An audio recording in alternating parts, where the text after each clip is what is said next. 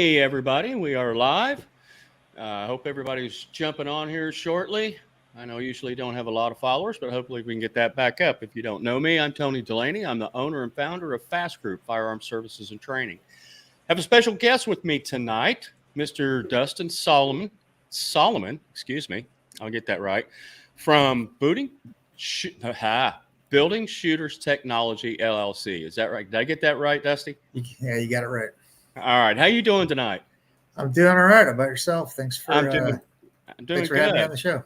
Oh man, appreciate you coming on. Like I said, I'm a little guy we were talking about before the show, and to have guests on to help me try to build this channel up is just of your caliber is just awesome. Well, so I appreciate that. If you would go ahead and tell folks about yourself, your background. I know it, but they probably don't. Okay. Yeah. So just the kind of the 30-second down and dirty here. I'm a former naval officer, went to the Naval Academy, had the opportunity when I was there to be on a team that at the time was called the Combat Pistol Team. I think it's called something else now, if it even still exists. But had the so when I was, basically when I was in college, I had the opportunity to learn, like, not that I was some super duper shooter then, and I'm not now either, to be perfectly frank about it. But I had the opportunity to learn from some just like really, really stellar individuals, people, a couple guys, a lifetime in Naval Special Warfare, a lifetime in the Marine Corps, that came to the academy and, were there for like a twilight tour or for a couple of years, that came out and worked with us out on the pistol team. So I graduated with, again, like not being some, whiz bang world class, competitive shooter or anything, but I graduated with a professional level of skill with a handgun. And that was at the Naval Academy? Yeah, that was at the Naval Academy. So went to Buds, quit in Hell Week, got my tail kicked in there, and ended up in the surface fleet right about the time that the USS Cole happened. I was in the fleet. That was actually on my first deployment before I went to SWAS. So if anybody kind of remember back in that time frame, when was the Cole? 2000. Oh, well, okay. I was already out by then. Okay. Yeah. Yeah. It was in 2000. So like when I first got in the fleet, we didn't, a lot of times people, or at least sometimes people wouldn't even get bullets. They just give them a gun, no bullets, to go stand watch. And nobody loaded the guns. Nobody knew how to load the guns, with the exception of a couple people. And so it wasn't anything that the Navy took seriously. After the Cole, that whether it would have made a difference in that instance or not, right? Like one of the things that came out of that after action was that nobody had a loaded, they didn't have any guns loaded pulling into Yemen. So the Navy realized they needed to fix some stuff, and well, I don't think I don't think a bunch of sailors having some 1911s with or without bullets would have stopped that. No. But just in general, right? Like, yeah, you're probably not stopping a suicide bomb boat with a pistol, but maybe with a 50 post. Yeah, and I wonder, because I've deployed. I deployed on the Incheon in '91, and of course, we had Sea Whiz and all that kind of stuff. But what is import security like for a boat? They were pierside, right, in Yemen. Yeah, so I don't want to get too much into like TTPs. Not that there's anything, revelatory, super secret, or revelatory in anything I could say. But your basic principles, your basic tactical principles are going to apply, right? Like your terrain considerations, and it doesn't really matter whether you're at sea or on land, right? Or still Cocoa, right? You might call them something different if you're floating around out in the open ocean, but it's still the same basic concepts, right? So people aren't familiar with that, right? You have key elements of terrain or key elements of the environment. All right. You've got observation and fields of fire, cover, concealment, obstacles, and avenues of approach, right? Those are the basic things that are relevant for any sort of, doesn't matter if it's offense or defense. Those are, we could probably make up some more stuff or change that around. I'm sure somebody's gotten a Bronze Star at the very least for changing those around and coming up with something else at some point. Right. But those are kind of the basic things that need to be considered if you're looking at an environment or terrain. It's gonna be the same thing peer side, right? Like distance is a barrier. So if you're able to create time and distance, it gives you more time to make decisions and, you know, deal with standoff and stuff like that. So. Right. I just wonder if actually a lot of the responsibility fell to the actual harbor you were in, the pier that you were at, the country that you were docked in. I just wonder how much of that was probably their security, but we're getting way off topic on that. But that's way off topic. So interestingly, that in some ways that plays a little bit into my story, I guess, because one of the things that came out of that was Navy's like, hey, maybe we should like load our guns. That'd be helpful in security environments. And then the other thing that they did was they decided that they needed for environments like that, we were pulling into a port that is not secure. It's not really not that Yemen wasn't a friendly country, but it's not a secure environment, right? Like obviously we were going for a reason, right? You know, whatever the coal was. So, so they came up with, you know, a security force that had exactly the same mission statement as FAST. Not FAST group. Here's the firearms training. FAST company. The FAST company, Flint Anti-Terrorism Security Teams, and that had its whole element of inner service humor at least at the administrative level. It was pretty much gutted by then, I think. But no, FAST company was still rolling pretty good then. So with anyway, it was very humorous to be a very junior officer in some of these meetings where you got, people are like, what we really need are a bunch of seagoing soldiers. I'm like, point of interest, like if we go, don't we have a bunch of those like drunk guys that like to kill stuff down? They're called Marines. Like 90 miles south of here. Didn't we figure this out at Tunn's Tavern in the 1700s? Yeah, exactly. Could be wrong. I don't know. Yes, I'll get the coffee, sir. I'll be quiet and get the coffee. All right, so let's get into part of the thing that you didn't really say in your introduction was the fact that you're the founder of Building Shooters Technology LLC, and that you actually have written several books, of which apparently the only one that you did not send me was Hitting in Combat, I think. I will correct that. I'll correct that. I've got all your other ones. In fact, you sent me a lot of these, and I have given them out judiciously to places where I think it benefits them most.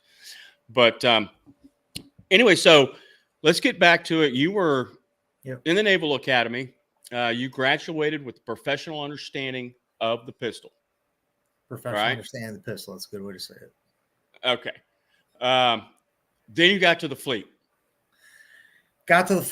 And lo and behold, the Navy, like I actually happened, this really wasn't through anything other than just, dumb luck, I guess. I happened to be the gunnery officer on a frigate. And so we had, this directive that came down and said, okay, we're going to have everybody carrying loaded guns as of this date.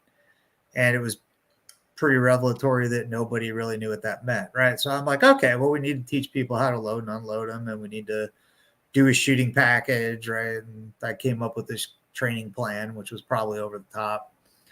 And everybody, like I'm talking the fleet Navy, right? The command was kind of like, well, whatever, you're the gunnery officer, do your thing. So I go to the, do my request for ammo, right? Because I think we had like 2,000. Our NCEA for training was like 2,000 rounds a year, which was enough for like 10 rounds per person or something.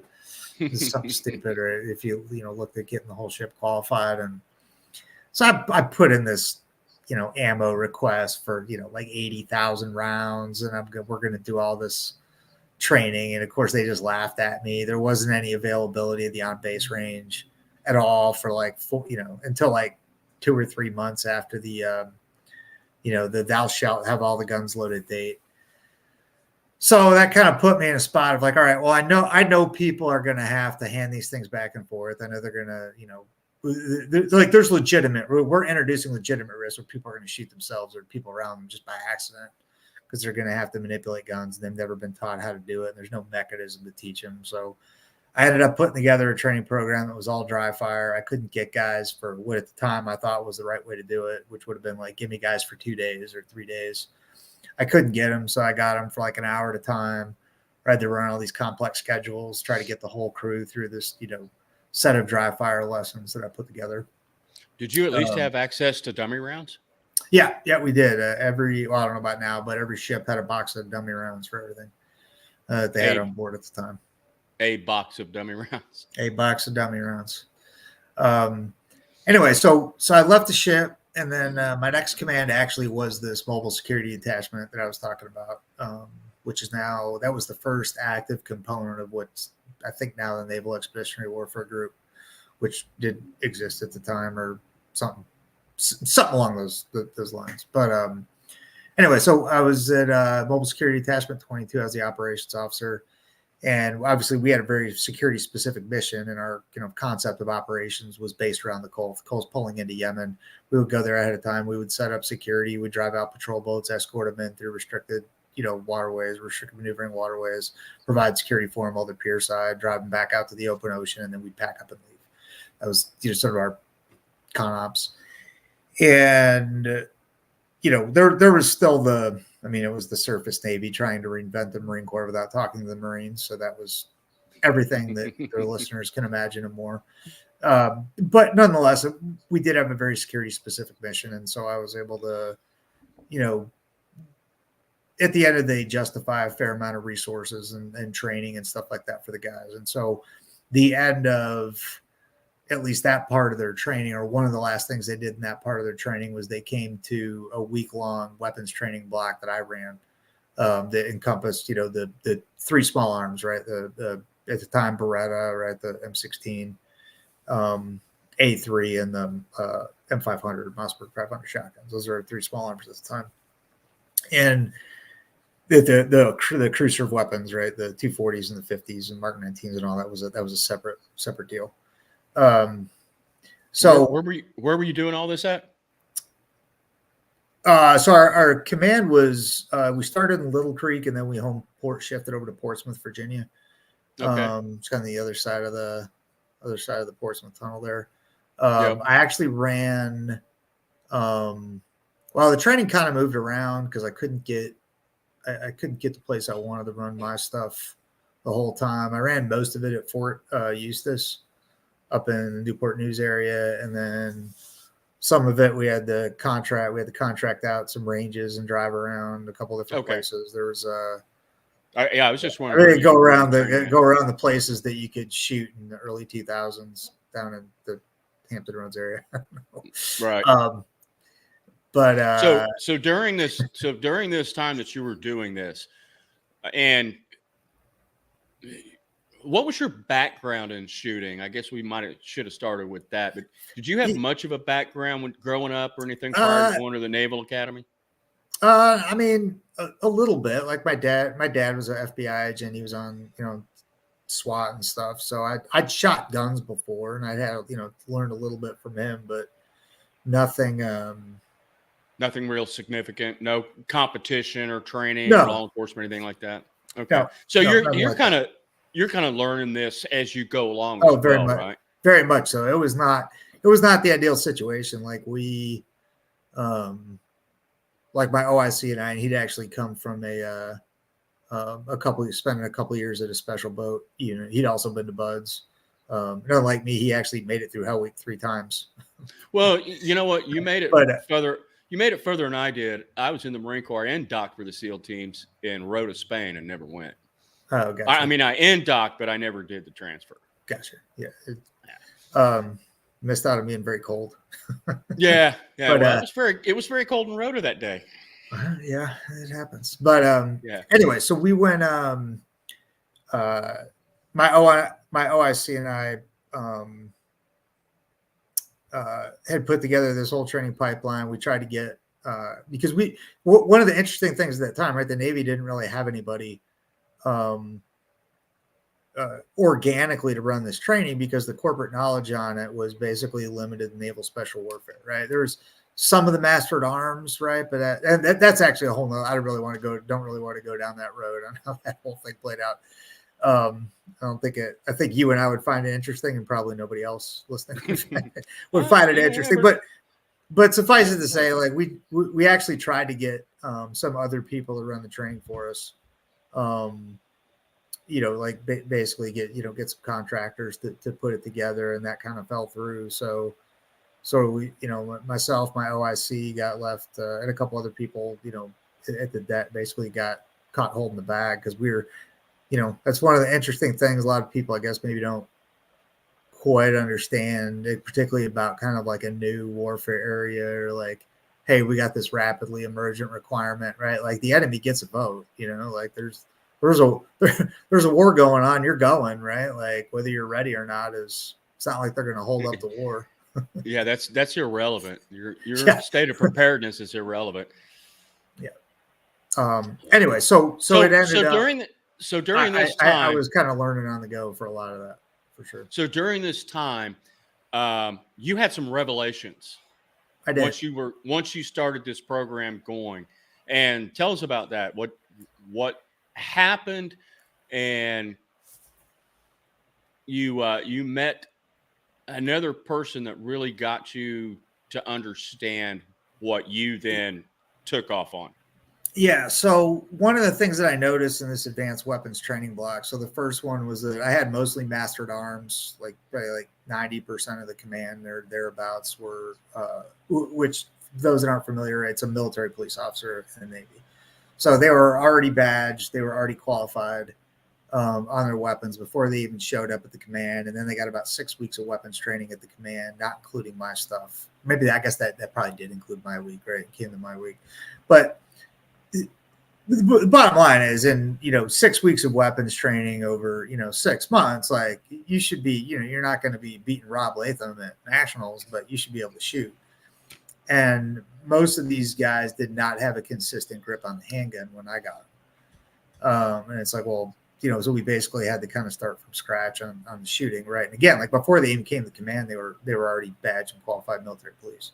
So that was definitely an eye-opening moment for me to be like, the gun handling of my guys on the ship that didn't even sometimes shoot at all. They were just doing like, they got 8 hours of dry fire in a helicopter hangar, is about like not that the guys at mobile security weren't better shooters in general, they were, but like compared to it wasn't that significantly better, especially when you look at the, deltas and resources, right? The differences in the levels of resources. So that have been put into those guys. And so that kind of got me thinking about like, I didn't do what I did on the ship because I thought it was going to be effective. I did it because it was the only thing that I could do.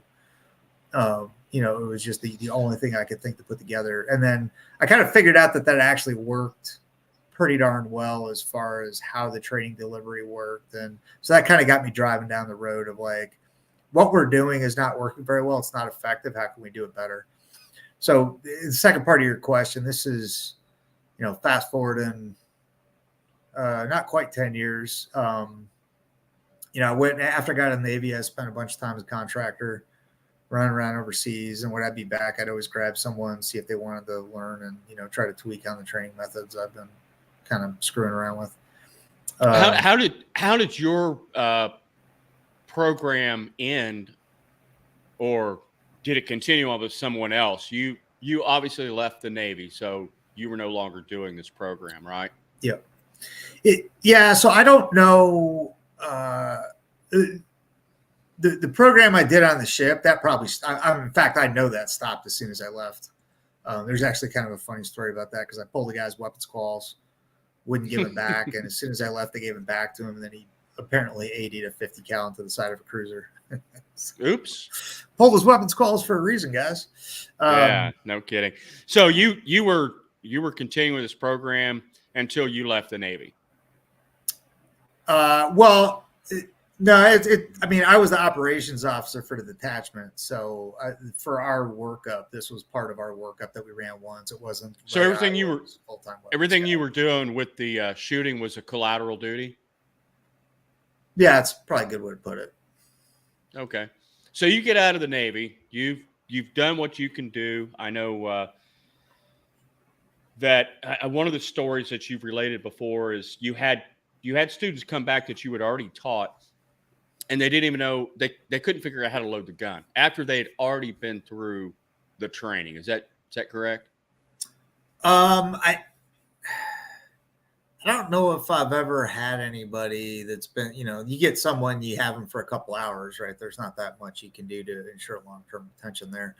Right. What I think the story you're referring to is I went to a, as a student, I went to a class, and the instructors were good. And there was a bunch of students in the class, and I knew the instructor, like the other instructors from the other places that they'd been training at. And, I mean, they were, at least of the people that had been the classes, the instructors were legit. I mean, they were like guys that teach a gun site and stuff like that. They were legitimate instructors. They were very good, and they really knew their stuff.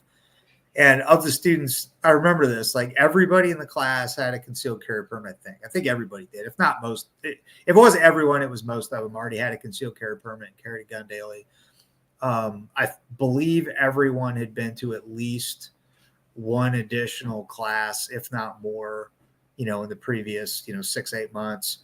And the instructor started out where we just started out in the classroom with dummy rounds. He said, okay, let's load and unload the guns. I was the only person that could do it without help. I think that's the story you're probably. Oh, okay. Yeah. I think that's the one. So, yeah. So what did you get out of that? Is that when something triggered in your mind saying something's wrong with the training we're doing? No, when it really triggered for me was watching those MAs line up right after 6 weeks of weapons training and being like, man, like 6 weeks is a long time. It's a long time. Yeah. I mean, that's spread out, right? It wasn't like they went through a 6-week weapons package, but it's spread out. And I'm like, man, like if you guys have had 6 weeks of weapons training, you should have a consistent grip on the pistol. And they did. Right. And so that's kind of one of those moments where you're like, okay, we're doing something wrong. Like I would probably call that the defining moment of, Houston, we have a problem. Right. Right. Yeah. I mean, I think you mentioned it was 6 months of training. So, I mean, that's a week a month. I mean, that's a quarter of your training for 6 months every month. That should have been, but again, you're only as good as your instruction and what standards you're held to. Yep. So something triggered you and you decided to go into it further.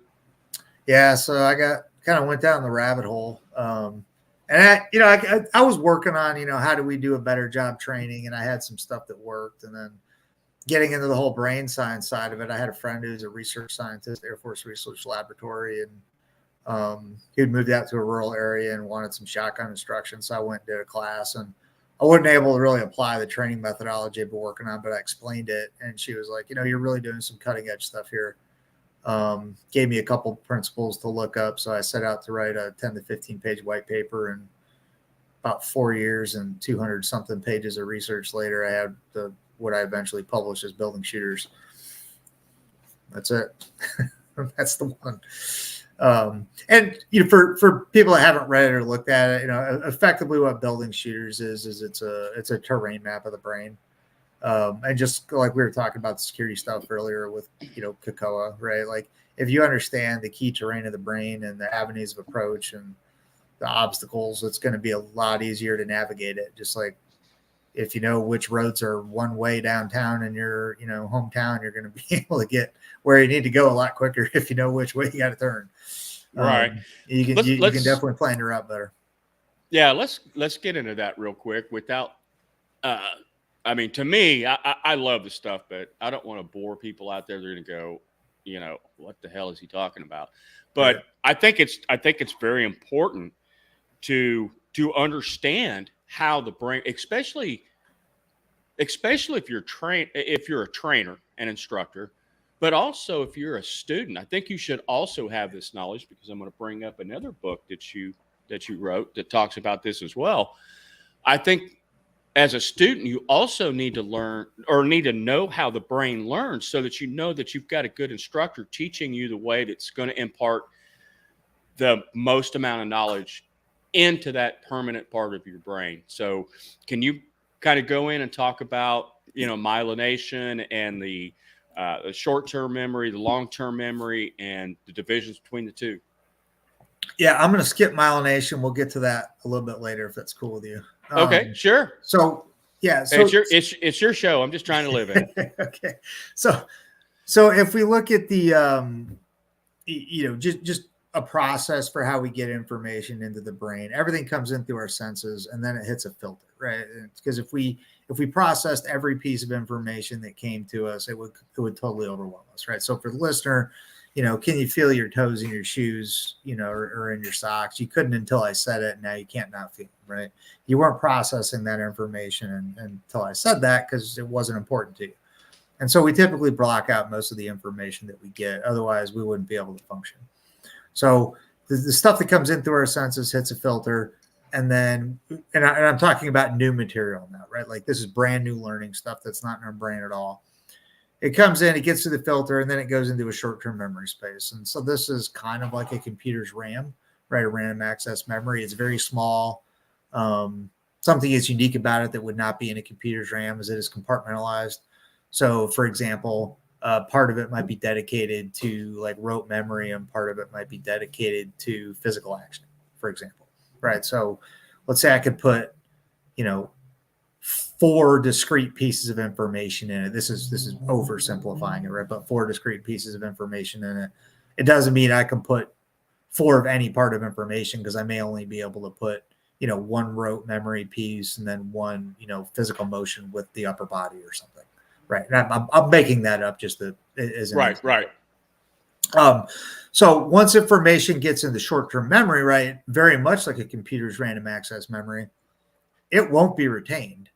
Once you hear something else, that goes right out the right. It'll either overwrite it or corrupt it, and eventually it just goes away. And so unless the brain is like, hey, this is important, and it's not going to get retained. And so even if you do think that it's important, it still may not get retained because in order for it to get retained, it actually has to physically get transferred to a different part of the brain. And there are 2 different places it can go. And usually, stuff that we really learn well will go to both places.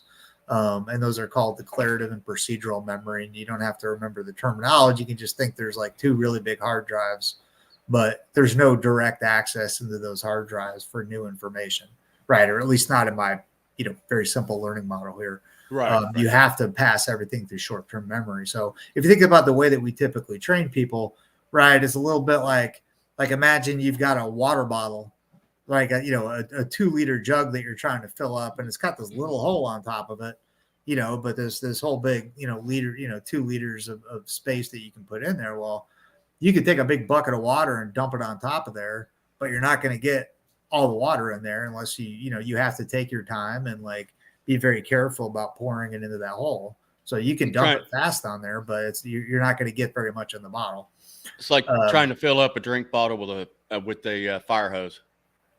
Exactly. And all that water, all that knowledge is getting spilled out, and nothing's going inside the bottle, which is your brain. Exactly.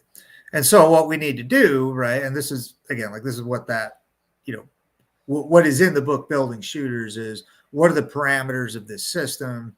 How to, at least as far as is known by science or was known by science, at least at the time I wrote the book, what are the parameters of the system? How do we use what we know about the parameters of that system to target the information that's important to go to the correct memory system? And you asked me a question about this before we jumped on, so I'm just going to jump into it. So like I said, there are 2 long-term memory systems. You have procedural and declarative, which again, those terms aren't really important. Procedural is unconscious access and declarative is conscious access.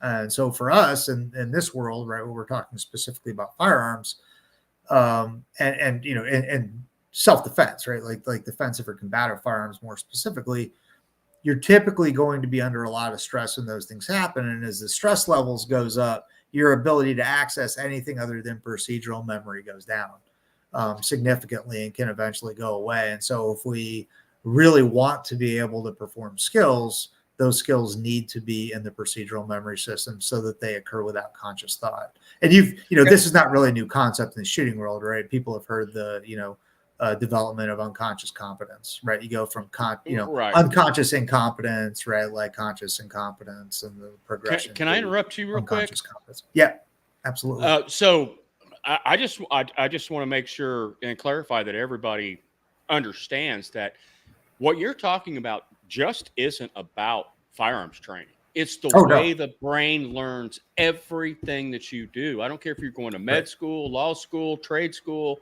whatever, or if you're playing football or whatever whatever new task you're trying to do, the brain learns in this manner. We're just specifically talking about firearms training.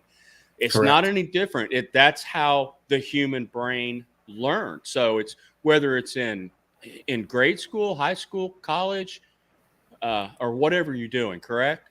Yeah, correct. And so there are a couple things that make firearms training unique, and it's not because your brain works differently, it's because the subject matter is so unique. So typical vocational training is structured really the same way that most firearms training is today, right? You have your block class, right? We're going to be in a 2 or 3 day program, or maybe a half-day program, whatever it is. You're going to watch a bunch of PowerPoint that you sleep through, or spend most of the time on your phone, right? You go take some stupid test.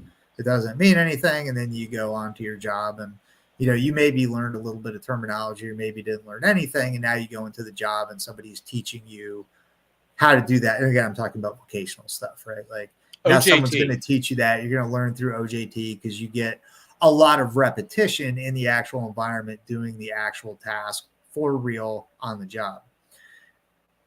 That doesn't really, like with a very, very few exceptions, that doesn't apply to combative firearms training, because you're not getting in gunfights every day, right? So the entire skill set has to be developed through the training process, because it's not something we do for real, right? Like even people that carry a gun for a living, I mean, we're not going to get in gunfights very often, if ever. Most people never will. Sure. Which is a good thing, right? It's not like, I mean, there are a couple jobs where it's like, all right, the jobs to go hunt people down and go loud, right? But those are typically not, those are not in the United States, right? And there's very few people that actually do that. Right. And it's not typical, but correct. And you typically got to shoot really, really well before you get to go do that anyway. So right. It's not like you're fumbling around with your gun and they're like, hey, let's figure out how to load this thing on the way in the door.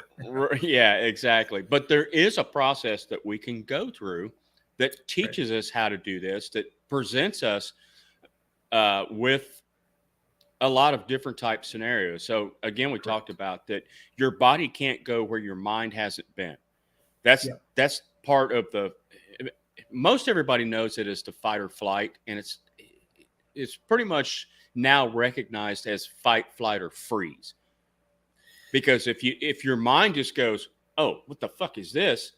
You don't know which to do, so you just freeze. You're just stuck, right? Yeah. So we talked about this a little bit before the show. So this is kind of jumping ahead a couple chapters, but sorry. No, you're good. There's I think that, I'll just share that. So the question that you asked me kind of before we jumped on was, hey, like you got this procedural declarative thing and you say under stress, we can only access procedural, but I don't think that's really true. And that's correct, right? Like the building shooters model of how information processing works is the brain is, and I say this to everybody that I consult with when we do training design, it is not the Bible. It's a model that allows us to get from point A to point B, right? It's a way for us to understand how the brain's processing the information. It's not a, biblical canon type of thing. So it is a bit of a sliding scale, right? And I think I said this at the beginning, as your stress level goes up, your ability to consciously process stuff goes down, right? And we all know that, right? Like get stressed out and then try to do some math problem or handle some real fine detailed thinking. And you're just like, man, I can't deal with this right now. Like, let me calm down and then I'll be able to think through this problem. It's pretty much a universal human experience. I don't think anyone would really push back on that concept. Yeah. One of the things that it kind of brings back, which is a really crude example, but when I was on the SWAT team, before I ever went in the Marine Corps, and I was doing work as a counter sniper, you'd have your rifle set up, you had targets pre-selected, whatever, and you'd have to start at a certain place, do a bunch of push-ups, run to where you're going. In 15 seconds, get in position, load your rifle, and fire one round and hit the target. And all of that was to produce stress, but to try to produce physiologically the way your body's going to be under stress, because when that sympathetic nervous system comes in, your blood pressure's going up, your heart rate's going up, you're dumping adrenaline, your hands are shaking, your breathing's increased, all that kind of stuff. So it was trying to mimic that kind of a thing. It's a really crude example.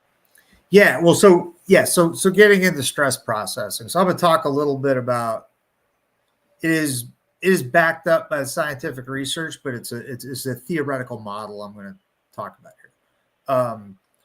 So if you think about, so first thing is stress is not produced necessarily by the stimulus, right? And what I mean by that is two people can have the exact same stimulus and have two totally different responses to it.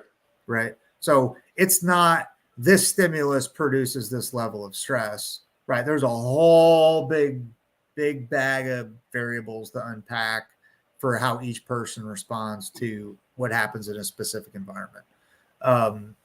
Even assuming everybody sees the same thing, we all know that's not true, right? Everybody is going to experience something that's a little bit different. So there is,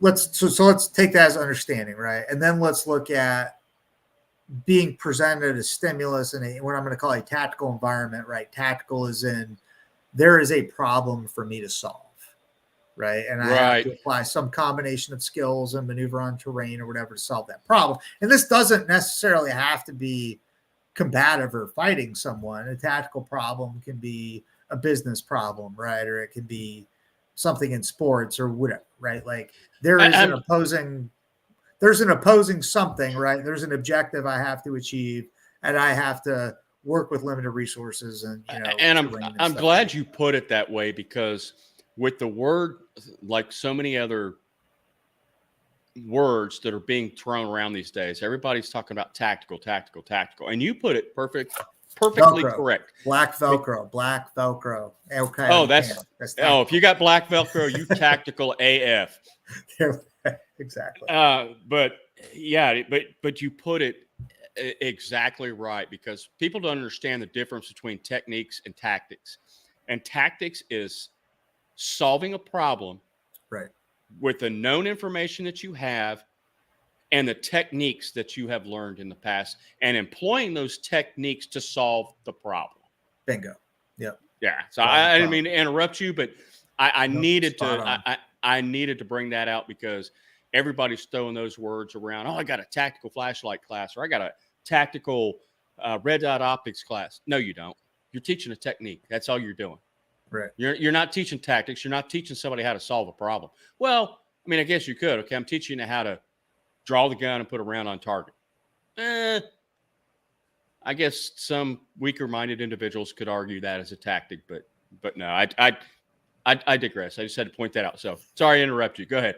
No, all good. So when we're presented with a problem, right? And again, I think this is largely a universal human experience. And I'd say I stole this from Ken Murray in a discussion we were having about kind of this subject matter. So we have two basic human responses to being presented with a problem. The first one is, don't know what to do with this problem, right? And when that happens, right, like we see a problem, we get a bunch of context, and we don't have a solution to this problem, what happens? So, and every single one of us has been there, whether it's, we just woke up late and we can't make it to work, right? Or we realized that we didn't do our homework, or maybe we already knew we didn't do our homework and we didn't think the teacher was coming in, or whatever it is, right? Like we are presented with a problem. If we don't have an immediate solution to it, we can feel the stress chemicals get dumped, right? If we do have a solution to it, right, our response is the opposite, and we get exhilaration at the opportunity to go crush the problem, right? So you can think of, the guy with the truck who's got the winch on it that has been wanting to try it out, and he gets stuck in the mud, and that dude is stoked, right? It's the best day of his week because he's stuck in the mud and he's going to get to pull his winch out, right, and drag his truck out of it, versus someone that, doesn't know anything about the truck. They borrowed the truck. They didn't even know that it has a winch on it. They're stuck in the mud, and it's the worst day of their life. Like, same thing, both stuck in the mud. One guy's super excited, right? The other person is just melting down. A really hilarious, kind of vulgar, but really hilarious sort of illustration of this is Matt Best's "A Moment Like This" video, right? Which is it's a home invasion. It's worth watching if you don't get offended easily. It's a home invasion, right? The bunch of guys sitting around, and girlfriend or something runs in and is like, somebody's breaking into the house, and she's having a meltdown, and the guys are all like jumping around, super excited, like, opportunity to like defend the home. So that's kind of, it's a very humorous example, but it's very easy to see. Like, we got the same stimulus. We have two responses. One is a group of guys that are like, like finally I get to use all of my gear, my skills and everything because somebody's breaking into my house, versus the person who presumably has, no skills and no gear is melting down because they don't have a response to the break-in. So we have this universal, these two basic responses, right? We're either exhilaration, and I'm going to present this in a way that is way oversimplified and not, neurochemically accurate here, right? But I get this exhilaration, which gives me a dump of dopamine, right? Like the pleasure hormone. And I'm like, I have this opportunity to just go crush this problem and, be the man. Or I'm like, I have absolutely no idea how I'm going to solve this problem, and I get a dump of cortisol, which is a stress hormone. So again, this is not necessarily biologically accurate, but it's a model we can use to understand it. So think of this as a war between, right, dopamine and cortisol. And if I redline on cortisol, then I'm redline and I go into what's commonly referred to as condition black, right, which we don't want to do. And as my dopamine levels go up, my cortisol levels are going to be balanced. Again, not necessarily biochemically accurate, but we can think of it that way for the purposes of the model. So when I take somebody and I put them into a stressful situation or a tactical situation or a situation that could be stressful, right? So again, like the same stimulus is not going to have the same level of impact on everybody. You put me in front of someone and say if their heart stopped, I need to saw their chest open and repair something in the left ventricle. This kid's having a meltdown. You do that to a trained heart surgeon and they're like, it's Tuesday, right? That's what we do. Right. I'm sure. But it's good. Like one of us is not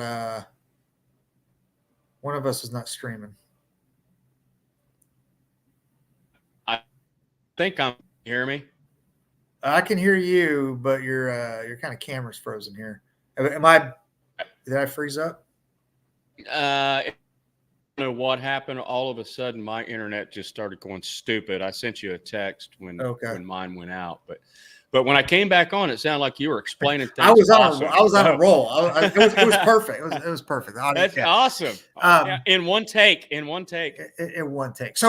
So basically, you can think of, right, we've got kind of this titration between stress chemicals and pleasure chemicals, right? Cortisol and dopamine. Mm-hmm. Again, this is not neurologically 100% accurate. So don't anybody go, be like, well, we found that there's also no epinephrine in there. Yeah. Okay. Right. Yeah. Just kind of a visual model. So when we're presented with this problem, right. And obviously real world problems are complex, right? They're multifaceted.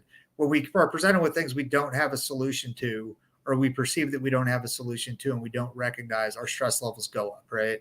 And so we get a dump of stress hormone, and then our brain goes a layer deeper, and it starts to Rolodex through things and look for a solution. So people have heard the phrase, my life flashed before my eyes in a near-death experience. And that's a real thing, because people's brains don't have a solution to this problem, and they just Rolodex through everything. It's looking for anything it can do, right? Any experience that's happened that's going to provide some information on how to survive this event. It's looking through all the B-roll. That's it. It's back there looking through B-sides. It's in the back of the garage, right? It's going through the magazines that you haven't seen since high school and all of that stuff, right? So back to the stress processing thing, right? So through our training, right? If we're able to give people exposure to things that they're going to see for real and give them solutions to these problems or ways to frame what they're seeing in the real world in ways that are analogous to their training, where they have the problem set, not only are you going, or they have the problem identified in the solution to it, not only are you going to be better at doing that response, right, but your stress levels are actually going to be much lower. So which frees up more bandwidth, right? Which means you've got more ability to make decisions and think about stuff, right? So a lot of this does tie back into how we're trained, what we're trained to do, and how much of the brain is engaged during the entire training process. Right. And I'm sorry I missed some of that commentary you were just doing, but all this is caused by one little part of the brain called the amygdala. That it's a big part of the whole fight or flight or freeze syndrome that is involved with it, without getting into all the science stuff. But I'm assuming what you were saying is like what we were talking about before, is the more training you have, the more you can pull from your conscious memory. And something I didn't actually plan on getting into, but is the OODA loop. Right. You know, if people don't know, it's observe, orient, decide and act. Just decide and act. Yeah. And it's a loop, because the more you see, the more you orient, the more you decide, the more you act. It's a continuous loop that as you see it, you can process it and continue to act to new information. Yeah. And so and that actually ties directly into the stuff, the stuff we've been working on here for the last 5 years. So there's a couple things people should understand about the OODA loop. So the first is we tend to think of it, because it's simpler and it's easier for us to understand, that this is what they would call in computing a stack processor, right? Where information has to go from one to the other, to the other, to the other, before it can get into our conscious and before we can act on it.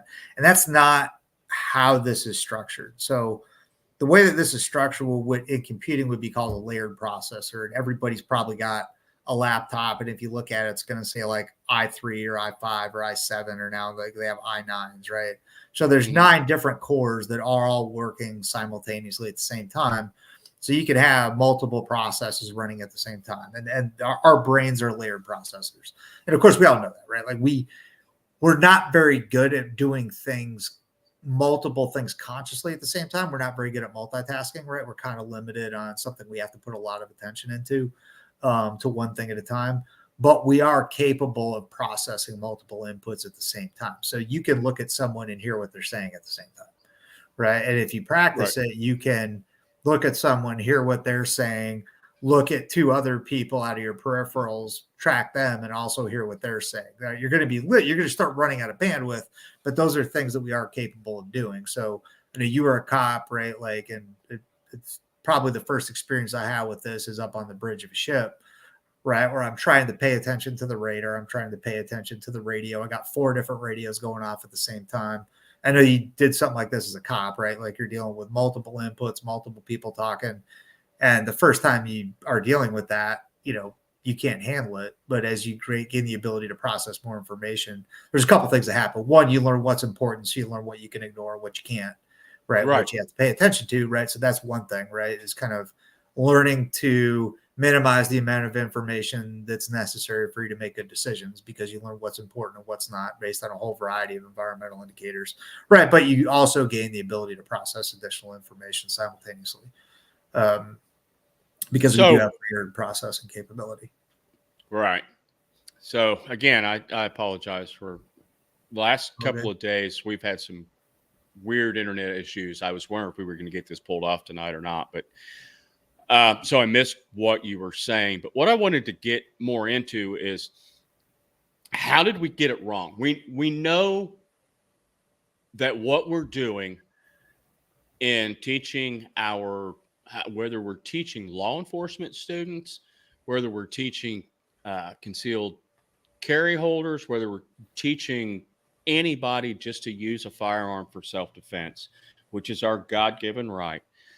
How And I think private instructors do a lot better job in most cases than our institutions do. Yeah.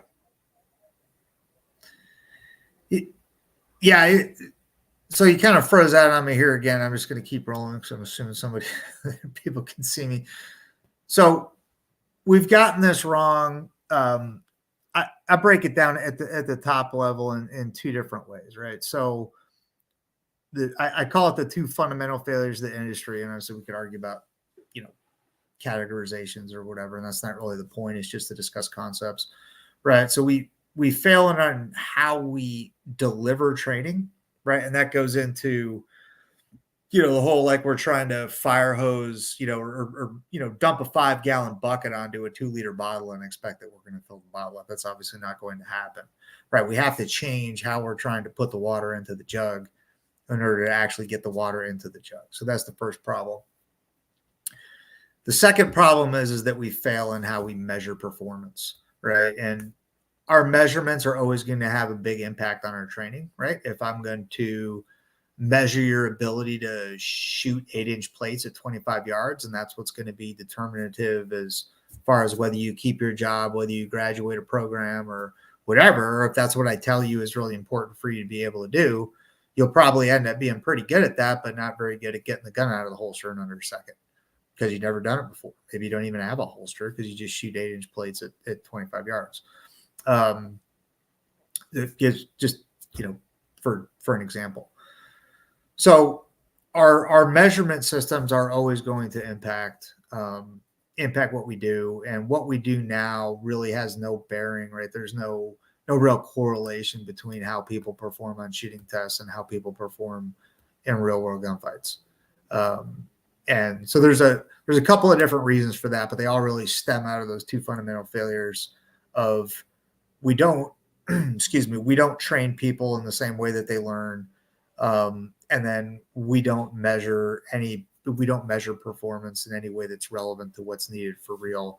And that, of course, impacts the structure of our training in ways that are even further negative. So going a little bit farther down that rabbit hole, right, there's subcomponents of both of those that match together, right? So underneath we don't train people effectively because our structure is wrong, right? One part of it is the training delivery methodology in terms of, like, we try to group everything together instead of spreading it out.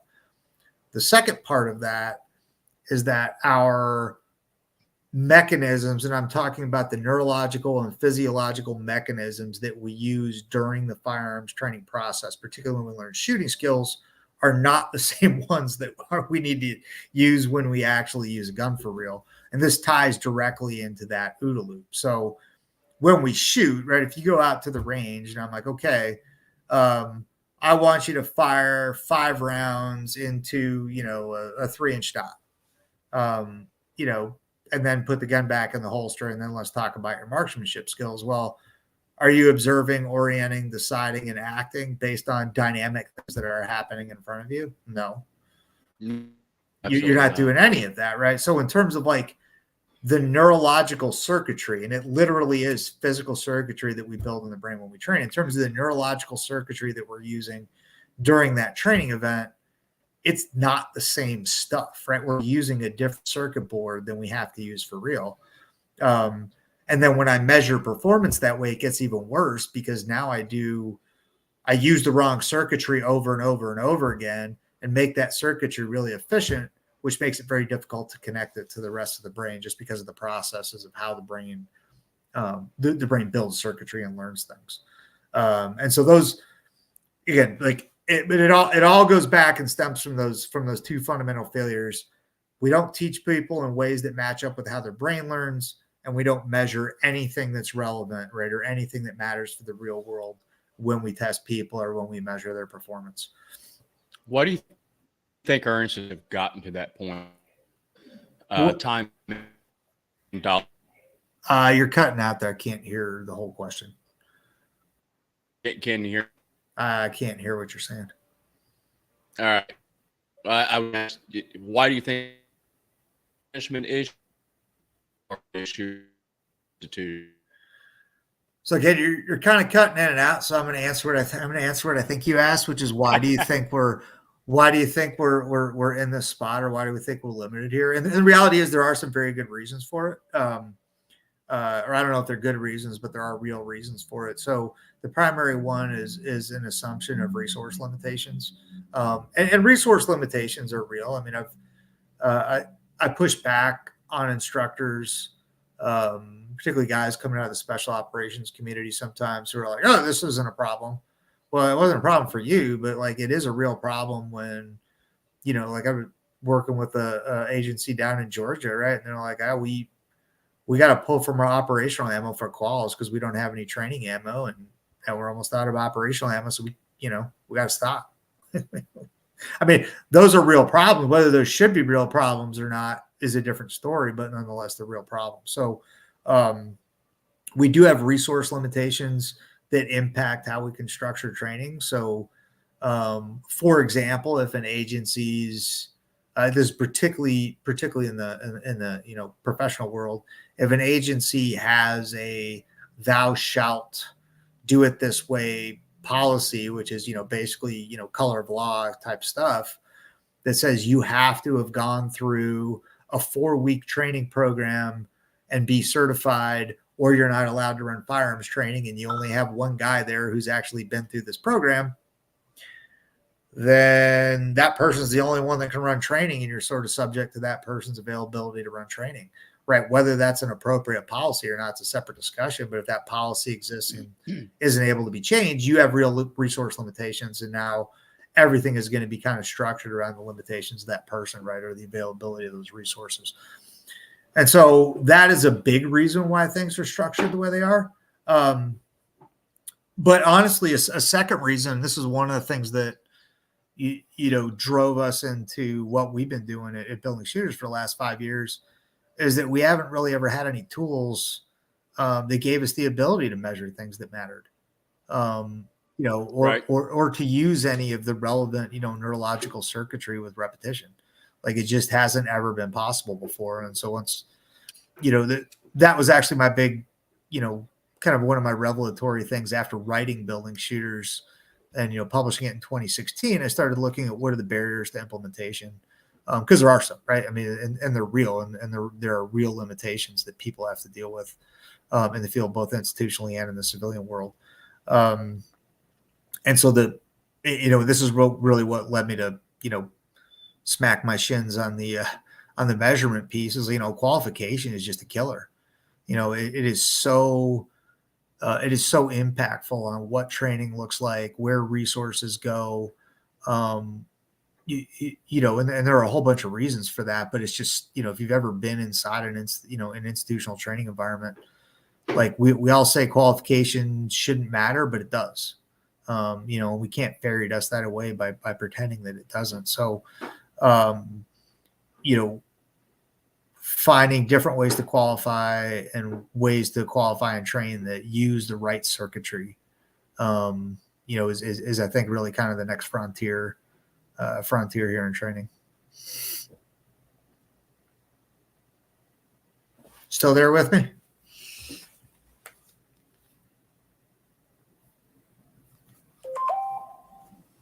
I think I might have lost Tony. Yeah, he says he's having real problems with the internet.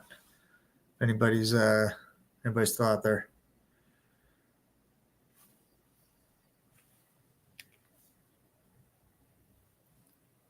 I'm going to be rude here and text him back, see what he wants to do.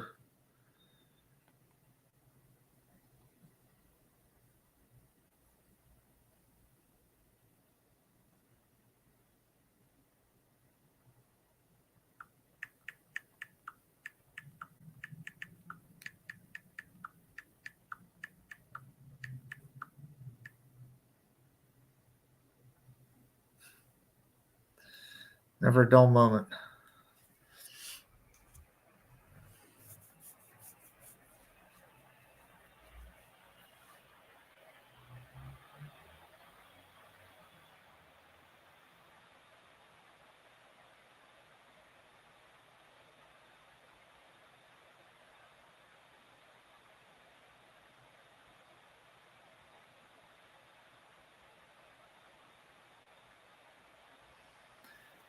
All right. So word from Tony is keep going if I can. So, all right. So we'll do that. So looking at looking at it from that perspective of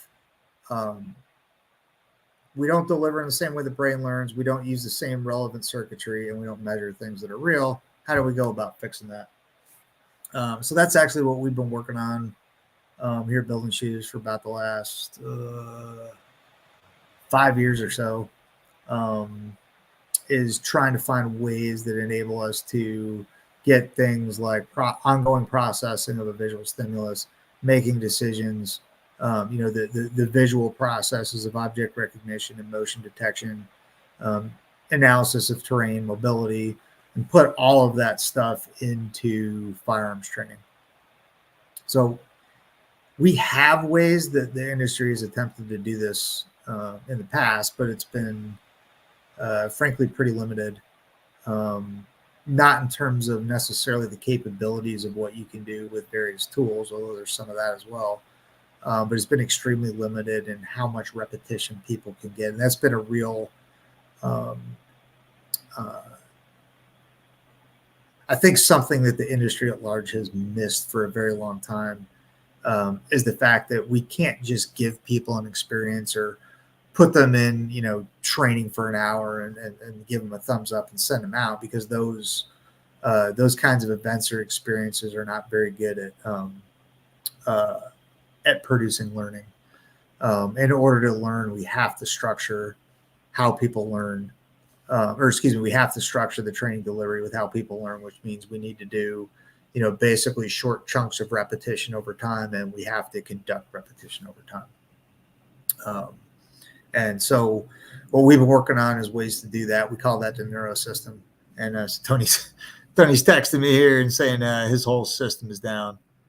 So we'll probably wrap this up here, and I'll try to get on with a makeup with him at some other time, because I'm about actually out of time here anyway. So I guess I'll sign off for Tony here. Thanks to everybody for listening, and I don't know what platforms he's on, but whatever it is, leave a 5-star review. should help him pick up additional followers. So, hey, thank you guys, to everybody for watching and paying attention, and everybody stay safe.